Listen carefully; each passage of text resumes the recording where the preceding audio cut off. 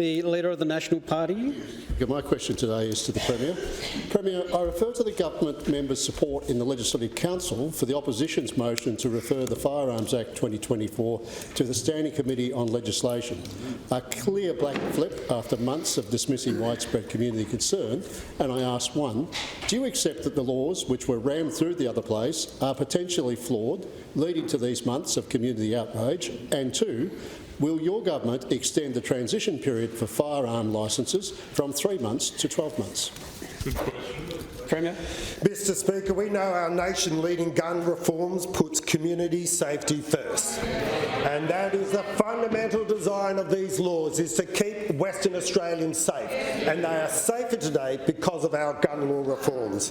We know that most gun owners are law-abiding citizens, which is why we are helping them transition to the new laws in a phased approach.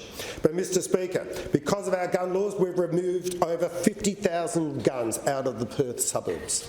And since these laws came into being, 2,300 guns have been seized since the laws came into effect as part of our measures to keep people safe, particularly people who are at risk of being victims of family and domestic violence. And Mr Speaker, this is what it's about. This is what it's about. It's about keeping people safe. And so, Mr Speaker, I reflect on a comment or release from the Centre for Women's Safety and Wellbeing yesterday, where they call on the opposition to stop politicising important reforms. Stop the politicisation. The Centre for Women's Health, Safety and Wellbeing say, we call on those opposing the reforms to stop politicising laws which will keep guns out of the hands of perpetrators. They go on to say that it is alarmed. Members.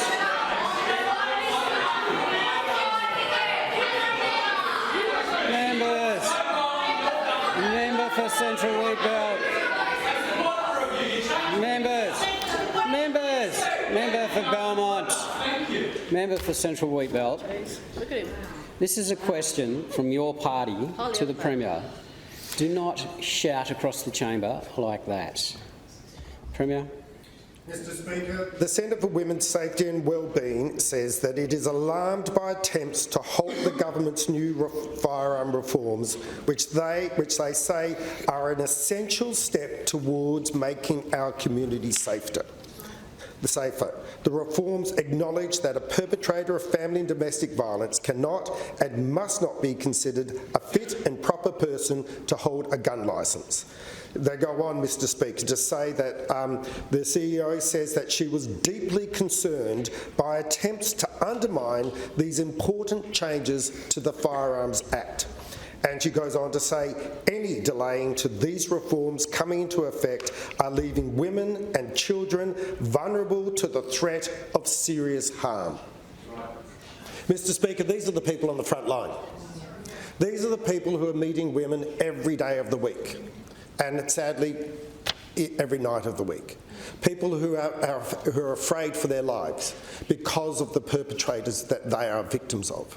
Mr Speaker, this speaks for itself. The Centre for Women's Safety and Wellbeing, those people who see the harm of family and domestic violence every day, are urging the opposition to do the right thing, get behind our gun law reforms, make Western Australia safer, and most importantly of all, stop politicising this debate. Supplementary question.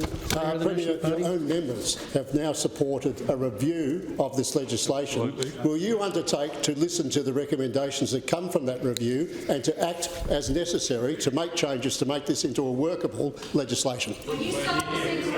Minister. Mr Speaker, we will obviously always listen to the findings and deliberations of parliamentary committees. We are committed to parliamentary democracy. It's important part of what we do here in this place. And Mr Speaker, we will also listen to women. And we'll listen to the women who support those women in the fight against family and domestic violence. But Mr Speaker,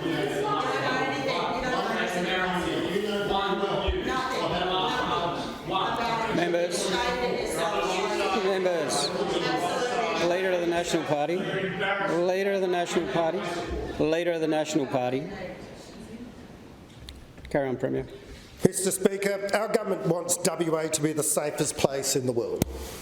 That's why our reforms take guns from domestic violence offenders, double the penalties for gun crimes, outlaw very high-powered firearms, introduce basic health checks for gun owners, and overhaul the corrupt property letter system. Basic reforms which were called for by the PGA, the Farmers Federation, by the Association for Gun Control, obviously by people associated with supporting victims of family and domestic violence. And Mr Speaker, we know the Nationals want to turn these reforms back. We know they want to turn these reforms back. They have Leader of the National Party, member for Belmont. Leader of the Nationals. Now, Mr Speaker, we know what the Nationals' position on this is. That's very clear, and they've taken their position, and that is the bed they have to lie in. The opportunity is now for the Liberal Party. Now for the Liberal Party.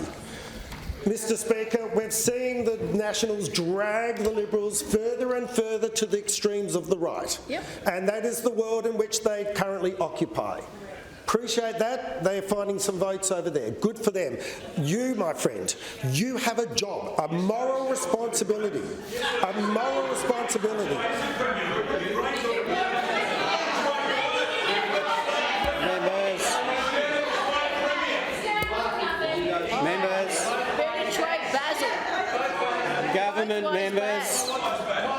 Government members, Minister, Leader of the Opposition.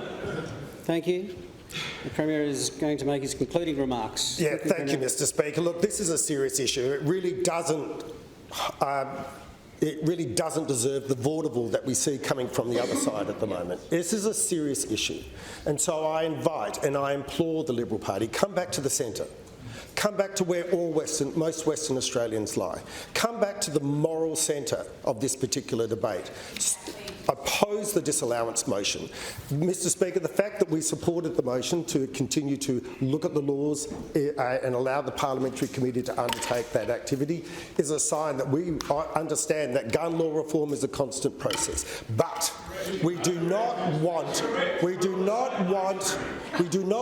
Liberal Party. Members of the Opposition. Members of the Opposition. Member for Bateman. And I'm sorry that the Liberal Party thinks that they can interject and to try to deteriorate the tone that this debate deserves. But Mr Speaker, it is up to the Liberal Party now to stand up to the National Party once and for all, oppose the disallowance in the upper house and make sure that we can get on and keep Western Australia a safer place for everyone to live. Thank you.